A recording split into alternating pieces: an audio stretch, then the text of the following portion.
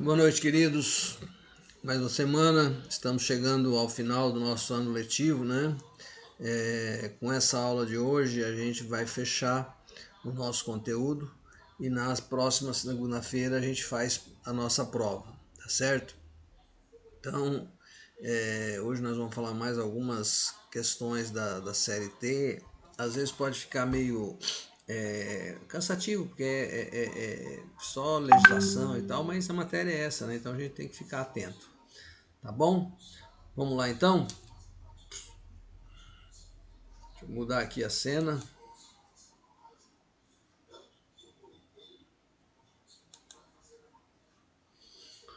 Muito bem, vamos falar algumas coisas sobre contrato individual do trabalho.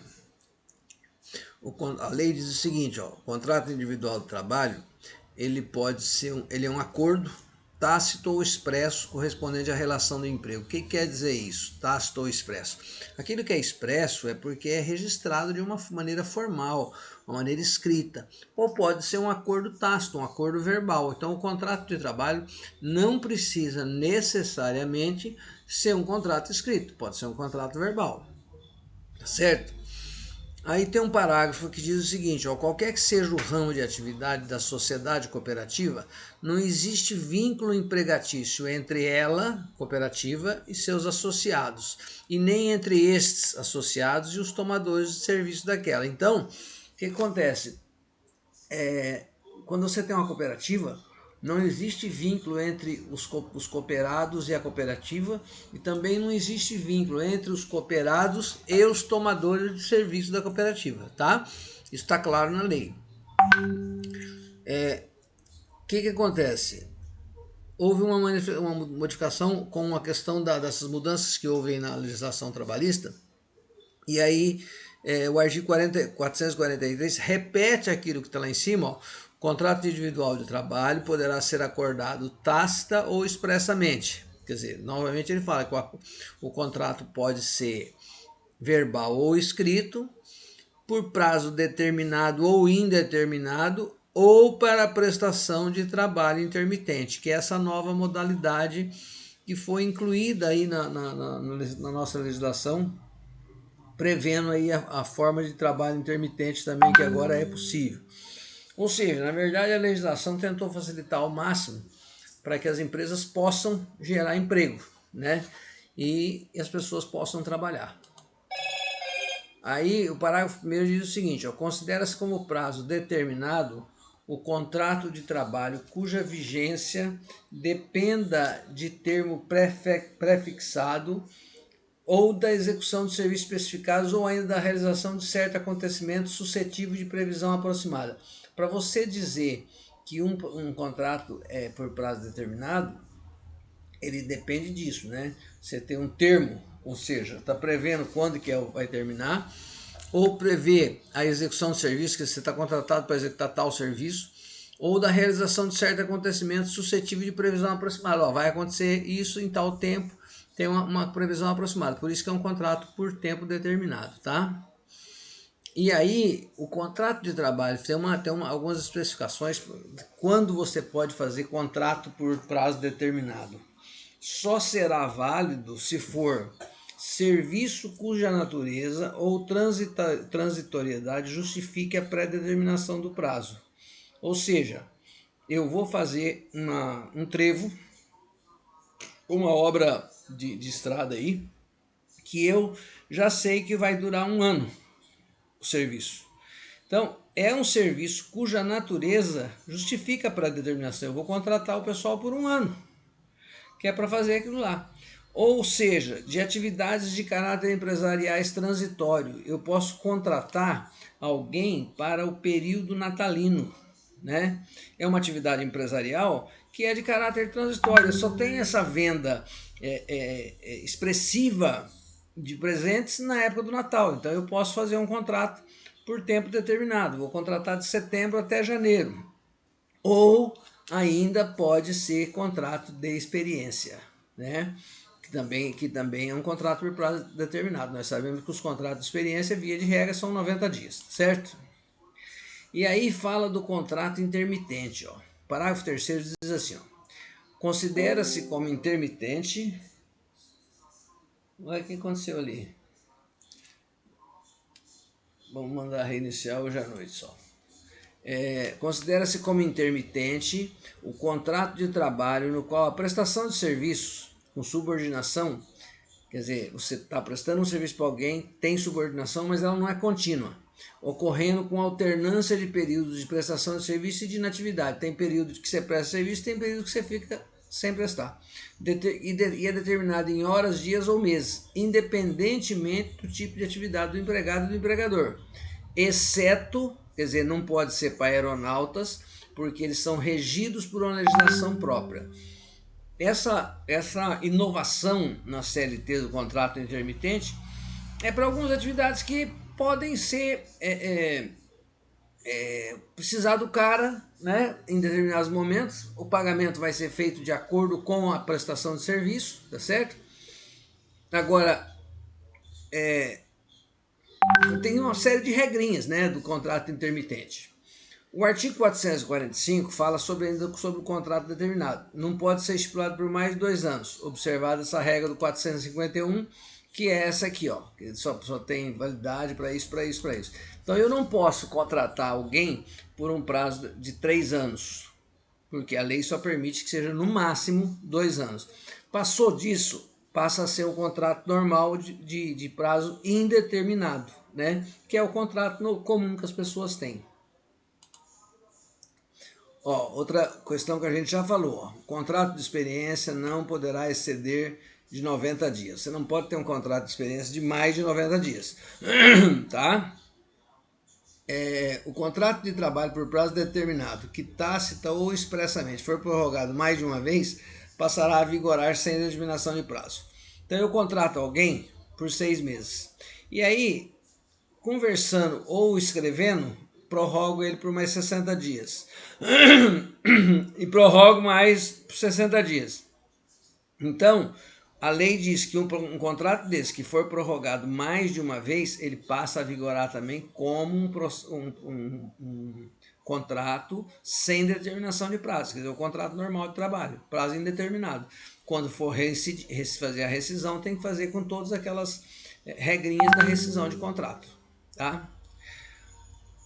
Aí o artigo 452A da CLT fala um pouco mais sobre o contrato de trabalho intermitente. Ele diz que ele tem que ser celebrado por escrito, diferente de outro contrato que pode ser tácito ou expresso. Esse tem que ser expresso, tem que ser por escrito, e tem que conter especificamente o valor da hora de trabalho, que não pode ser inferior ao valor do salário mínimo, ou aquele devido aos demais empregados do estabelecimento que exerçam a mesma função em contrato intermitente ou não. Ou seja, o camarada trabalha, sei lá, numa atividade qualquer que tem outro cara que também trabalha na empresa, na mesma atividade, fazendo a mesma coisa, mas não é contrato intermitente.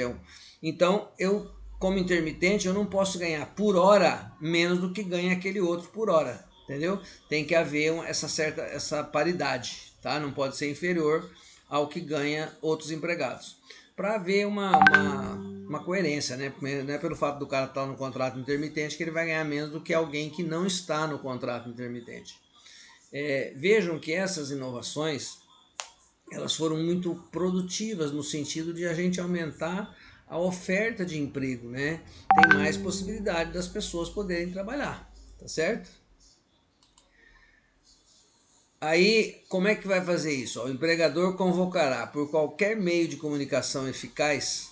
Hoje, muitas coisas são convocadas por WhatsApp, por e-mail, né? Qualquer meio de comunicação eficaz, o empregador vai convocar o cara para prestação de serviço. E vai informar qual vai ser a jornada, tá?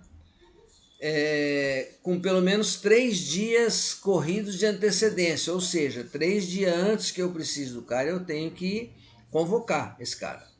E o empregado, recebendo essa convocação, ele terá o prazo de 1 dia útil para responder ao chamado. E presumindo-se que se ele ficar quieto, ele está recusando esse chamado. Aí o empregador vai chamar outro, tá? Ele aceitando a oferta para o comparecimento ao trabalho, A parte que descumprir, seja o empregado ou o empregador, sem justo motivo, pagará a outra parte, no prazo de 30 dias, multa de 50% da remuneração que seria devida, permitida a compensação em igual prazo.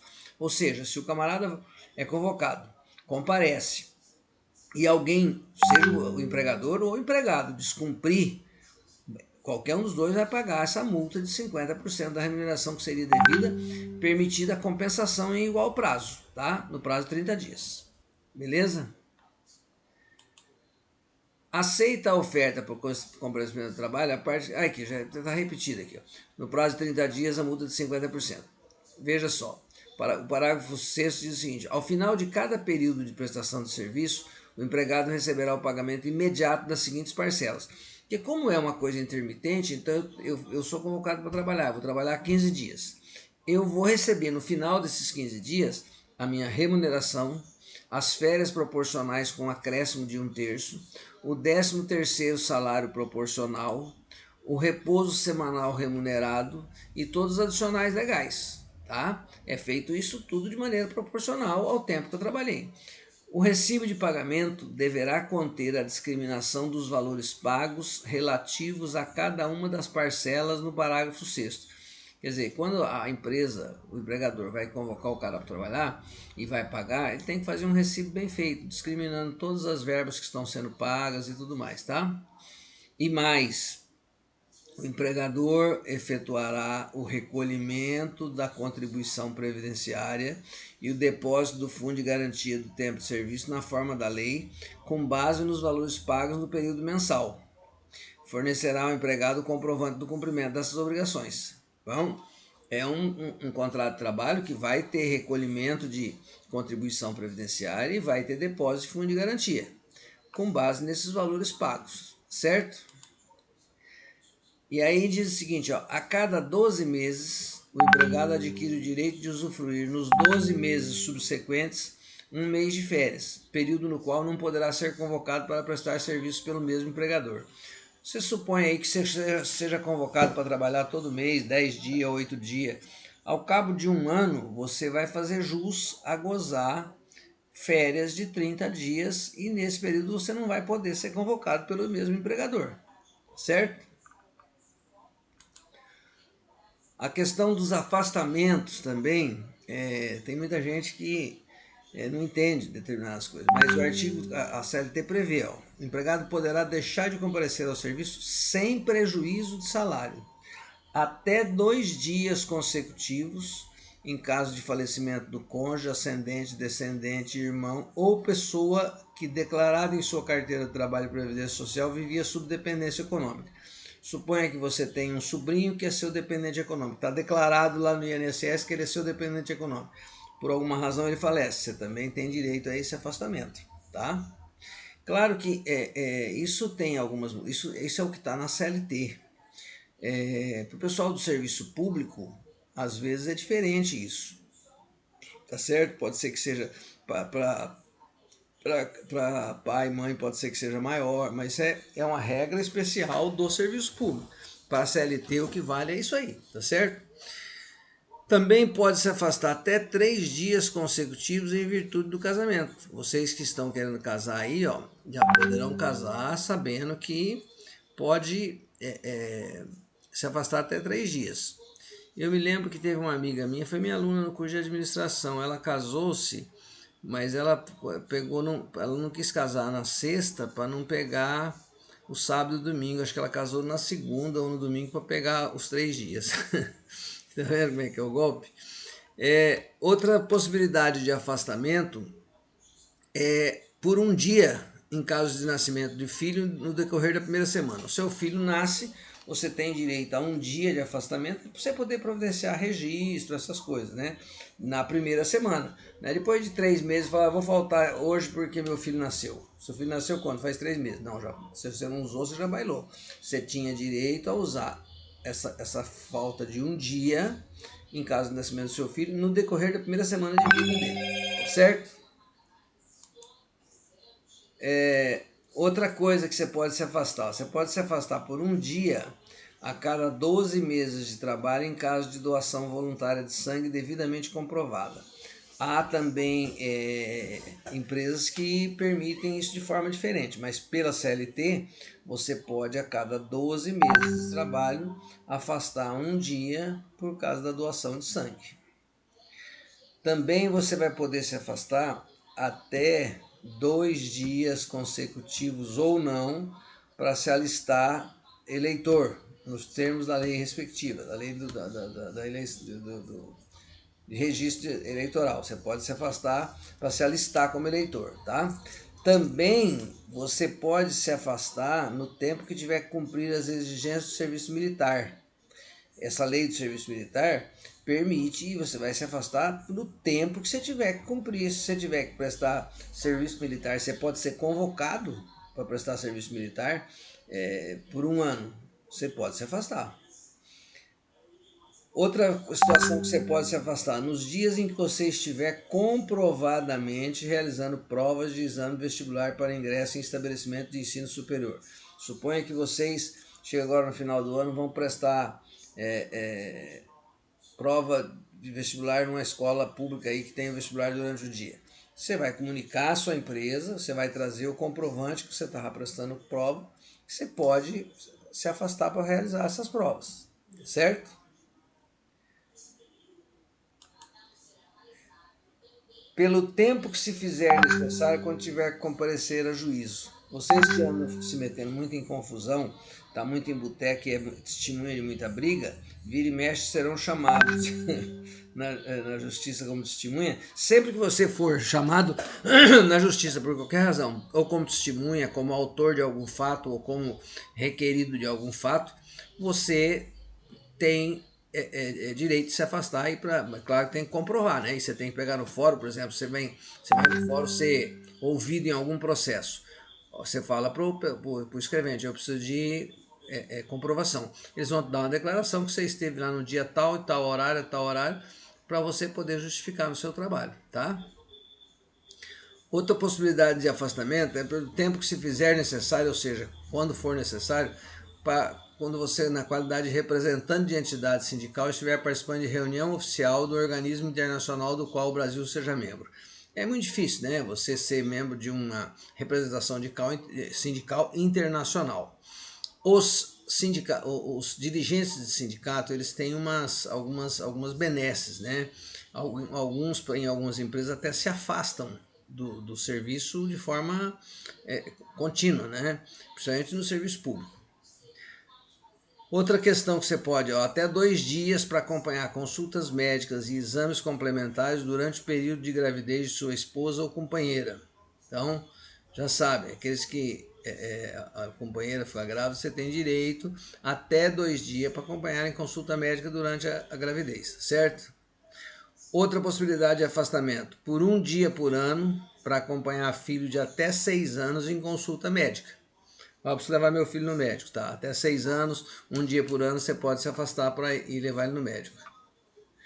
Outra possibilidade, até 3 dias em cada 12 meses de trabalho, em caso de realização de exame preventivo de câncer devidamente comprovada. Eu vou ter que fazer os exames e tal. Você tem até 3 dias cada 12 meses para você fazer esses exames e você tem que comprovar, tá certo? Isso aqui principalmente, tanto homens quanto mulheres, a partir de uma certa idade, a gente precisa fazer exame preventivo, né? Os homens, principalmente por causa de câncer de próstata, as mulheres por causa de câncer de colo uterino e câncer de mama. Então precisa fazer Papa Nicolau, aqueles exames e tal, e às vezes você precisa se afastar mesmo para fazer os exames, tá certo? O artigo 400, a questão da extinção do contrato de trabalho. Como é que vai fazer quando extinguir? O artigo 477 diz que toda vez que extinguir um contrato de trabalho, ou seja, se você for demitido, o empregador, ou se você pedir demissão, o empregador deverá proceder essa anotação na carteira de trabalho e previdência social. Por isso que é importante vocês terem sua carteira, guardar direitinho, e ele tem que comunicar essa dispensa aos órgãos competentes e realizar o pagamento das verbas rescisórias no prazo e na forma estabelecida nesse artigo. vai dizer aqui que o prazo, qual é o prazo para você fazer esse pagamento, tá certo? O parágrafo 2º diz o seguinte: ó, o instrumento de rescisão ou recibo de quitação, aquele documento da rescisão, qualquer que seja a causa ou forma de dissolução do contrato, se você pediu, se você foi mandado sem justa causa, deve ter especificado a natureza de cada parcela paga ao empregado e discriminado o seu valor, sendo válida a quitação apenas relativamente às mesmas parcelas. Ou seja, você pega o documento de rescisão, está lá, você está recebendo saldo salarial, tantos dias, tantos reais. Está recebendo um terço de férias. Tem que estar tudo especificado, a natureza de cada uma dessas parcelas que estão sendo pagas e discriminado o seu valor, sob pena de não o fazendo assim, o empregado oportunizar que o empregado vá na Justiça do Trabalho. E se quem paga mal, existe um ditado antigo que diz assim: quem paga mal paga duas vezes, né? Então é interesse do empregador ele fazer esse instrumento de rescisão bem feito, por isso que manda isso para o escritório de contabilidade e tudo mais, certo? Esse pagamento a que o empregado fizer jus será efetuado de que forma? Diz que é em dinheiro ou depósito bancário ou cheque visado conforme acordado entre as partes.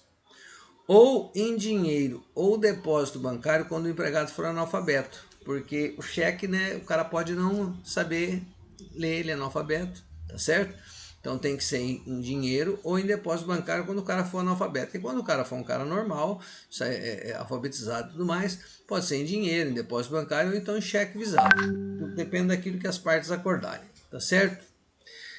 Outra questão, que o parágrafo 6º desse artigo diz que é o seguinte: a entrega ao empregado de documentos que comprovem a comunicação da extinção contratual aos órgãos competentes, bem como o pagamento dos valores constantes no instrumento da rescisão, que é aquele termo de rescisão, ou recibo de quitação, deverão ser efetuados em até 10 dias contados a partir do término do contrato de trabalho. Ou seja, você recebe um aviso prévio, dizendo: olha, daqui 30 dias eu não preciso mais dos seus serviços, certo? Tá. Quando der esses 30 dias, você vai fazer uma rescisão, assinar essa rescisão, tem até 10 dias para que te paguem, tá? O contrato terminou aquele dia, até 10 dias tem que te entregar o documento de rescisão e o documento que comunicou os órgãos e o pagamento também daquilo que está previsto. Ó, parágrafo 10 diz o seguinte: a anotação da extinção no contrato, na carteira de trabalho e previdência social é um documento hábil para requerer o benefício de seguro-desemprego e a movimentação da conta vinculada no fundo de garantia, nas hipóteses legais, desde que a comunicação prevista tenha sido realizada. Por isso que é importante que vocês exijam que seja anotado na sua carteira tudo direitinho, tá? Porque senão você não pode se valer do benefício do seguro-desemprego e nem movimentar a conta do fundo de garantia. Se bem que hoje tem outras possibilidades para você movimentar essa conta, né? Aí, de repente, é bom que a gente saiba também, vocês precisam saber, ter uma noção do que é a justa causa para rescindir o contrato de trabalho. Um ato de improbidade. Se eu mando a mão na minha empresa, eu estou praticando um ato de improbidade. Isso é ensejador de justa causa. Se eu tiver uma incontinência de conduta ou mau procedimento, eu não tenho uma conduta adequada. Eu tenho um mau procedimento. Isso é também, por isso que a gente precisa procurar andar, fazer as coisas e andar certinho na empresa para você não correr risco, né? Tem uma outra questão que eu já vi acontecer, essa negociação habitual por conta própria ou alheia, sem permissão do empregador. E quando constituir ato de concorrência à empresa para a qual trabalha o empregado ou for prejudicial ao serviço. Eu conheci um camarada, ele era meu chapa, inclusive, ele era muito bom vendedor. Ele vendia tecidos numa loja. E a loja vendia muito tecidos, era uma loja que tinha um movimento lascado. O que aconteceu? Ele comprava os tecidos para a loja. Mas como o pai dele tinha uma alfaiataria, ele passou a comprar também para a alfaiataria do pai. Aí aconteceu isso comigo. Eu fui lá para ver um tecido. Ele falou: aqui na loja é tanto, mas eu te vendo mais barato. Eu tenho lá o mesmo tecido, te vendo mais barato. Isso é uma negociação habitual sem a permissão do empregador e concorrendo com o empregador, né? Isso, comprovado, é razão para ser demitido com justa causa, certo? Outra questão, ó, vocês precisam ter cuidado. A condenação criminal passada em julgado. O que isso quer dizer uma condenação criminal passada em julgado? Você comete um crime qualquer, você é julgado pelo juízo de primeira instância, que no caso é o Fórum aqui de Pereira. Você pode ser condenado aqui, mas não transitou em julgado ainda. Por quê? Você pode recorrer dessa decisão. Você pode apelar. Isso vai para o tribunal e pode ficar no tribunal lá 6 meses, 1 ano, 2 anos, a gente não sabe, depende. Enquanto isso, então não transitou ou não passou em julgado. Agora, a partir do momento em que você tiver uma condenação criminal e tiver transitado em julgado e não tiver suspensão da execução da pena, porque pode em algumas situações, se a pena for pequena, a própria justiça suspender a execução da pena. Você pode ser demitido por justa causa, tá certo? Desídia no desempenho das respectivas funções. Vocês sabem o que é desídia? Agir com preguiça. Sabe quando o cara faz as coisas com preguiça? No desempenho das funções? Se comprovado também, ele vai ser mandado por justa causa embora, né? Então precisa ter cuidado também. Embriaguez habitual ou em serviço. Qual é a diferença? Por exemplo, se você todo dia sai do seu emprego e fica bêbado no boteco do lado, isso é embriaguez habitual. Ou se você chega bêbado para trabalhar, isso é embriaguez em serviço. Em qualquer uma das duas situações você pode ser demitido por justa causa, tá? Outra questão é você violar um segredo da empresa. Existem coisas da empresa que são segredos empresariais, você não pode revelar isso, tá? O ato de indisciplina ou insubordinação. Eu sou insubordinado contra o meu chefe. Xinguei ele tudo. Eu me subordinei contra o meu chefe. E daí? Você pode ser mandado embora por justa causa. Abandono de emprego. Eu simplesmente fico lá 20 dias, 30 dias sem ir trabalhar. Isso pode caracterizar, tem uns prazos e tudo mais, mas pode caracterizar abandono de emprego. Abandono de emprego? Demissão por justa causa. Um ato lesivo da honra ou da boa fama praticado no serviço contra qualquer pessoa, ou ofensas físicas nas mesmas condições, salvo em legítima defesa própria ou de alguém. Se eu pratico um ato lesivo à honra ou da boa fama, praticado no serviço contra qualquer pessoa, ou seja, eu falo para lá no serviço que aquele cara não presta, é vagabundo, deu cano, não sei. Eu estou fazendo um ato lesivo contra a honra de alguém, né? Tá praticando isso lá no serviço. Isso é razão para eu ser demitido por justa causa. Veja a diferença disso aqui, ó. Um ato lesivo da honra ou da boa fama ou ofensas físicas praticada contra o empregador e superior hierárquico, salvo em caso de legítima defesa. Quer dizer, isso aqui é em qualquer lugar. Contra qualquer pessoa é se for praticado no serviço. Mas se eu tiver num boteco e eu xingar todo praticar uma xingamento contra a honra do superior, empregador ou superior hierárquico, eu estou sujeito a ser, ou dar um tapa no cara, eu estou sujeito a, mas foi no boteco, não foi na empresa, não importa, foi contra o seu empregador ou contra o seu superior hierárquico, você está sujeito a ser demitido por justa causa, tá certo? Outra coisa que eu já vi também, o cara vai lá, prática constante de jogos de azar. Hoje a gente não tem, aqui a gente não tem cassino, né? E não temos bingo, mas em cidades maiores onde tem bingo, onde tem cassino, é comum o cara sair da empresa e correr para um cassino. E isso é jogo de azar. Aqui eu já vi cara que saía do trabalho e corria para o jogo de baralho. E o jogo de baralho é considerado jogo de azar. O jogo de baralho quando é apostado, é dinheiro, entendeu? É considerado jogo. Então, precisa ter cuidado também. E uma coisa que foi incluída pela legislação: perda de habilitação ou dos requisitos estabelecidos em lei para o exercício da profissão em decorrência de conduta dolosa do empregado. Ou seja, você perdeu a habilitação porque você tomou um monte de multa por excesso de velocidade, é uma conduta dolosa sua. Você não passou no exame. Hoje o motorista profissional precisa fazer exame toxicológico, vocês sabem disso. A minha carta é profissional, eu tive que fazer o exame toxicológico e, inclusive, no meu exame apareceu uma substância, mas eu estava tomando uma medicação e o médico justificou isso. Mas se o cara é viciado em droga e vai fazer o exame, hoje aparece.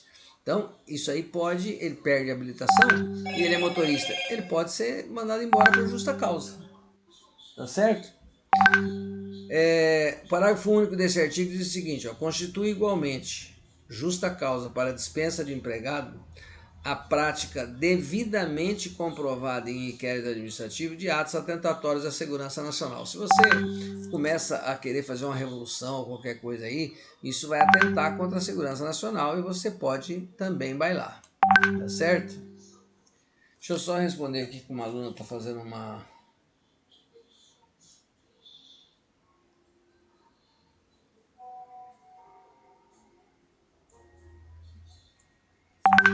Vou nem responder. Então é a questão da segurança nacional que a gente falou. O 483 diz o seguinte, o empregado poderá considerar rescindido o contrato e pleitear a devida indenização quando forem exigidos serviços superiores às suas forças defesas por lei, contrários aos bons costumes ou alheios ao contrato. Ou seja, se a empresa estiver exigindo que eu faça algo que seja superior à minha força, garantida por lei, claro, ou que seja contrário aos bons costumes ou alheios ao contrato, eu posso pedir a rescisão do meu contrato e pleitear a indenização. Se eu for tratado pelo empregador ou por seus superiores hierárquicos com rigor excessivo, esse rigor excessivo precisa ser provado, né? O cara tá toda hora me comendo rabo sem razão e tudo mais, precisa ter comprovação disso. Também pode ter a rescisão indireta e é como se ele tivesse te mandado embora sem justa causa e ter que te indenizar. Se o empregado correr perigo manifesto de mal considerável, ou seja, eu estou trabalhando num lugar onde pode acontecer um mal considerável para mim, e esse perigo é manifesto, esse perigo é patente, está ali. Eu posso também pedir a rescisão e pleitear a indenização. Se o empregador não cumprir com as obrigações que estão previstas no contrato, também poderá haver um pedido de rescisão de contrato e pleitear a indenização. Quando o empregador ou seus prepostos, seus representantes, praticar contra o empregado ou contra pessoas da sua família, um ato lesivo da honra e da boa fama. Se o seu empregador ou o encarregado dele começar a falar que você qualquer coisa que ofenda a sua honra e a sua boa fama, ou alguém da sua família, também poderá ser rescindido o contrato e pleiteado a indenização, certo? O empregador ou seus prepostos ofenderem-no fisicamente, salvo em caso de legítima defesa, ou seja, o empregador não pode dar tapa em ninguém também não, tem gente que faz isso, né? O empregador reduzir o seu trabalho, sendo esse por peça ou tarefa, de forma a afetar sensivelmente a importância dos seus salários. Vamos dizer que você receba por peça que você produz, você está produzindo 100 peças por mês, o empregador fala para você produzir só 10. Isso vai reduzir sensivelmente o seu trabalho. Pode ser causa também de uma rescisão indireta. O contrato de trabalho poderá ser extinto por acordo entre o empregado e o empregador. Isso aqui é novo na CLT, Podemos fazer um acordo, empregador e empregado, e nesse caso em que serão devidas as seguintes verbas trabalhistas, pela metade. O aviso prévio, se indenizado, vai ser indenizado pela metade, porque é acordo. A indenização sobre o saldo do fundo de tempo de serviço, indenização sobre o saldo do fundo de garantia sobre o tempo de serviço também vai ser pela metade. Sabe aqueles 40%? Se eu negociar com o empregado e empregador, estão fazendo um acordo para extinguir o contrato de trabalho, pode ser que isso seja feito e pago metade também. E paga na integralidade as demais verbas trabalhistas, tá? A extinção do contrato de trabalho prevista no caput desse artigo, que é essa extinção aqui, ó, de acordo, não permite a movimentação da conta vinculada do trabalhador, tá? Limitada até 80% do valor do depósito. Ou seja, se eu fizer uma rescisão de contrato de trabalho negociada com o meu empregador, eu vou poder movimentar a minha conta do fundo de garantia até 80% dos valores que estão depositados. E outra questão, esse contrato de trabalho extinto por acordo, quer dizer, fiz um acordo com a empresa, vou sair e tal, ele não autoriza que você ingressa no programa de seguro-desemprego. Senão os caras iam fazer isso de sacanagem para poder ingressar no seguro-desemprego. Então, se você fizer um acordo com a empresa e você sair, você não está autorizado a ingressar no seguro-desemprego. Percebe que são muitas... A nossa legislação é muito ampla, é muito recheada, né? E claro que ninguém vai ficar guardando tudo assim na cabeça. Advogado também, às vezes, precisa ler algumas coisas, mas é bom para vocês terem uma noção geral de como funciona um contrato de trabalho, quais as possibilidades de ser demitido por justa causa, quais as possibilidades de você pleitear uma indenização e uma rescisão do contrato de trabalho e tudo mais, né? E com isso a gente vai encerrar o nosso conteúdo desse semestre, né? A gente realmente essa matéria não é uma matéria para ter umas generalidades aí sobre direito de trabalho, não é para estudar a fundo, né? Mesmo porque vocês não estão fazendo curso de direito. Então, o que acontece? A gente também vai exigir de acordo com o que a gente discutiu. Na próxima aula, nós vamos fazer a nossa prova.